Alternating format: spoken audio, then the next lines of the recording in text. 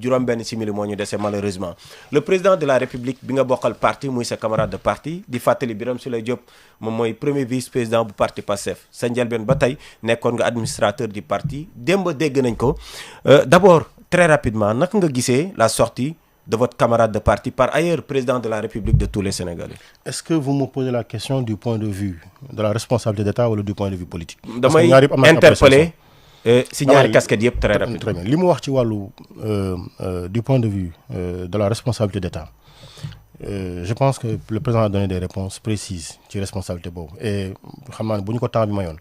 On aurait pu revenir sur le coût de la vie. ñu waxtaan ci parce que on en parle dëkk bi dafa métti. Mais on a suffisamment d'arguments pour étayer les efforts faits par le gouvernement. Malheureusement temps bi mayuñu ko xëy na ci beneen anam. Inch'Allah am nañ ci ay jéego yu bare lu ñu ci mën a wax. loo xam ne c'est extrêmement précis. ce que le gouvernement a réalisé.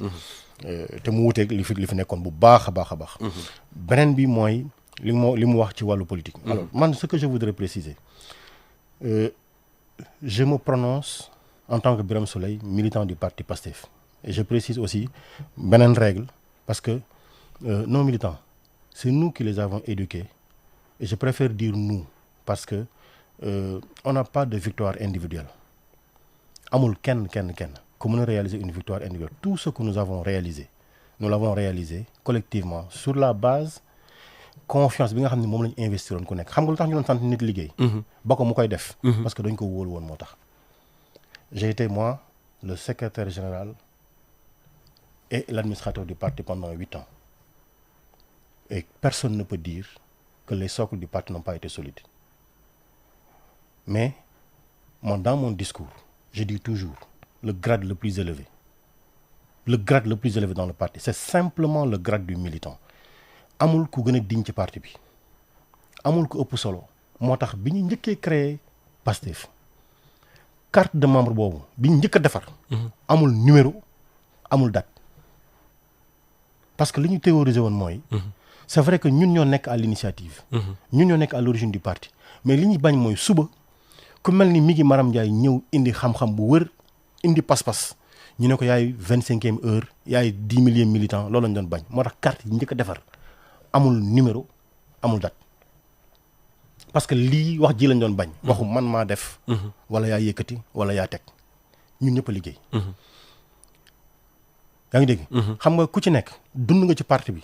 ku ci nekk ci ñun laa wax sur ñëpp ñu am carte te dinaa ñëw ci benn affaire. ñun ñëpp ñu am carte ci parti bi ku ci ne dund nga loo xam ne lii mun nga taxaw fëgg sa dënne maa ko fi def mais amul njëriñ. je répète encore il n'y a pas de victoire individuelle. lan moo am njëriñ. la victoire collective. être concerté. se concerter. discuter ensemble. ñun li ñu traversé ci épreuve lépp lu ñu jàll waxtaan moo ñu ci génn. oui su ma déggee lépp ma wax ko damay non li ma c'est extrêmement important. en fait bëgguma ñu dem. beneen bi mooy. il faut savoir ñi nga xam ne bii ñoo liggéey ak ñun ñii ay militants lañ am nañ carte ñii ay sympathisants lañu dañ ñoo bëgg ñeneen ñi duñu militant duñu sympathisant c'est des indécis yu indi seen vote à la dernière minute. ci loo xam ne dañ leen ko indil tegal leen ko ci programme suñu wax ak suñu jëf ku ci ne daf dañ la war a bàyyi xel pour li nga moom ñu delloo la ko. loolu c'est un élément extrêmement important. oui yoon bi ngeen jël ce parti-là a été construit. oui ce parti-là a été construit.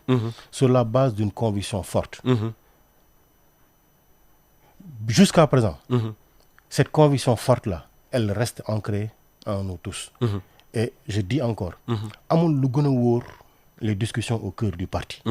oui situation bi parce que am na ay crainte le président moom am na ay crainte sax ci ëllëgu parti bi ngir crainteem yooyu bañ a am lan lañ war a def wala yow tamit lan ngeen war a def ba foofu ñu bañ fa yegg. Bon alors, moi je ne partage pas les craintes. Vous savez pourquoi? Oui. Le parti a démontré. C'est un parti qui a grandi qui a blanchi sous le harnais. maanaam parti la boo xam ne bii li mu stratifié woon moom xam na. 2019. moom président de la République bi ñu génnee 2019 dama koy yokkal ci li mu def ci parti bi. 2019 15 jours après les élections présidentielles de 2019 lui-même il est venu présenter la stratégie qui devait nous faire gagner en 2024 moom président de la République ma yokkal ko ci li mu listé li mu def ci parti bi mën nañu génne ku nekk li nga def mais je dis tey fi ñu toll. parti bi fi mu jaar ba yegg si fii gëmuma ni lii ñuy doxal danañu delloo ginnaaw bu fekkee ni dañoo wëy di wax di dox ci anam bi nga xam ne bii mooy ni ñuy posé stratégie te ñi ko defoon ñi doon def loolu lépp ñi ngi fi yàlla wàññiwu ci kenn. maanaam ñi lal li tax ñu yegg si fii ñi ko xeex ba ñu yegg si fii ñi ko dox ba ñu yegg si fii. kenn wàññiwu ko fi. may fàttali benn mbir bu am solo. parce que dafa am loo xam ne dama ko dégg c'est la première fois. oui may wax en public ci tout ce qui s'est passé c'est la première fois. et ñëw ma fi woon sax pour wax de politique. tigi mais je vais dire une chose. le président du parti jour Gamou 2024 xaw ma 2023 ci guddi 23h la wax ak Maître Tall Maître Tall moom m'a informé j'ai quitté fi ma nekkoon Gamou la nuit même woo ñëpp ne leen on se retrouve pour exécuter li nga xam ne bi on le président du parti wax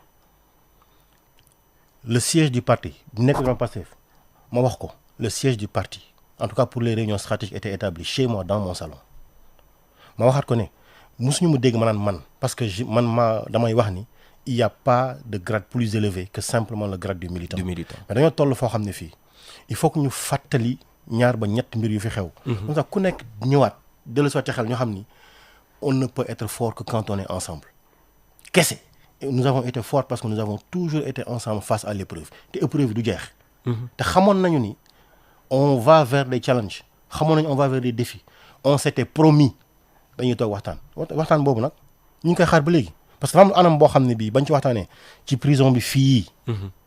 décision ñu jëloon fii yeggaguñ ci ba léegi war nañoo war a toog ñu waxtaan ci loolu mais li may wax mooy keroog ba ñu dajee foofu mën naa lim parce que dégg naa ku nekk di lim. foofu ña fa toogoon ñu doon defar fichier parrainage yi Ousmane Sonko mi ngi ci kaso bi l'actuel président de la République di notre frère de parti Bassirou Diomaye mi ngi ci kaso bi ñoom ñaar kenn defarul sa fichier Ayib Daffé moo defaral fichier wu Ousmane Sonko ci dans mon salon Yacine Fall mi ngi toog Abdoulaye Tall mi ngi toog Abbas Fall mi ngi toog am na yeneen ñaar ñu nekkoon ci biir salle bi foofu lañ toog jour férié bi ñu defaree dossier yi ba mu mat am na ñaar ñu ñëwul woon jarul may jaar seen tur bi ñu defaree dossier yi ba mu pare ñu foog ñu imprimer amuñu imprimante jour férié ngoon jot. dañoo woo benn waay mu ne ñu nangam laa leen tey jii sama bureau sama kër j'ai un bureau imprimante boobu bi defoon suñu parrainage bi ko imprimer. moo nekk sama bureau sama biir kër. on a imprimé tous les dossiers ma wax ni ci parti yi nga xam ñoo ñu joxoon. seen parrainage de parti maanaam ñi porté suñu candidature parce que ñooñu jox seen i récépissé de parti ñun ñoo doon tànn ñan la ku ci nekk ki ñu la jox ñun ñoo ko tànn parce que dañoo négocier ak gars yi négocier yu bëri mais pour sécuriser parce que dañoo wax ni on avait la possibilité nga jël nit jox ne moom mooy porté parti bii mooy porté la candidature le parrainage de Diomaye ñu dem ba ci dernier moment Macky Sall woo ko def ak moom noonu mu lâché la ma joxe fii information tey bi ñu defee liste bi sérieux le nombre de partis qui nous ont promis de nous accompagner dafa am ñett ba ñeenti partis yoo xam dañu woon wóoruwuñu leen parce que mën nañoo dem au dernier moment mën nañu dem ba dernier moment ñu rocceeku parce que dañ leen di def lii parce que dañ leen def laa ñu ne man ak Abbas Fall nañ ko jël maanaam ñi nga xam ne wóoruwuñu leen ñun nañ ko assumer Abbas Fall ñi mu porté woon dañoo am nañ dut ci kenn ki man ñi ma porté woon dañu am nañ dut ci kenn ki mais ñeneen ñi ñu defal ñëpp dañoo jël ñi nga xam jàpp nañ ñooñu gën a doy moom président Diomaye man ak Abbas ñoo ànd le matin à 6h du matin. dem devant la prison xaar fa Amadou Ba. jox ko document yi nga xam ne moom la war a signer. lii c'est pour l'histoire. oui te j'aurais pu également venir. j'aurais pu également venir. sur les conditions. de sortie. les conditions de discussion. les conditions même. on a beaucoup à dire. on se donne rendez-vous dimanche. on se donne rendez-vous dimanche pour parler uniquement politique. on reviendra sur tous ces éléments-là. li ñu ci intéressé.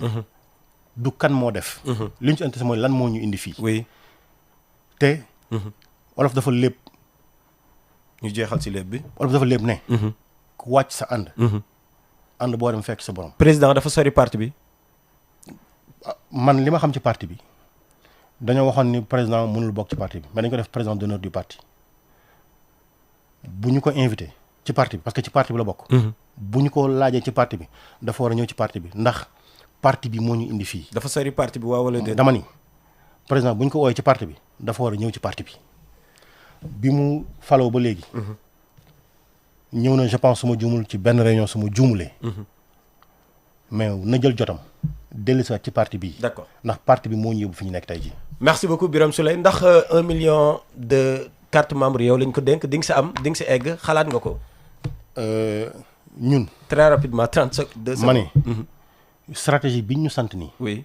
on l'exécutera à la perfection. d'accord. salaamaaleykum. merci beaucoup Birame Souleye Diop premier vice-président du parti PASTEF doon jëwriñ bi nga xam ni moom la ñu dénk wàllu énergie pétrole ak mine moo nekkoon suñu gan di jaajëfal baax a baax ñi nga xam ne ñoom ñoo jàpp si liggéey bi Ngagne Diop moo nekkoon si technique bi mi ngi ma xam Ndiaye si kaddu gi Ndeye Aram Mbaye ak Demba Malick Mbodj ñoom ñoo jàpp si liggéey bi ba mu yóbbu di jaajëfal baax a baax François Xavier Thiaw ak équipe bu nekk si ginnaaw yëpp jaa ngeen jëf.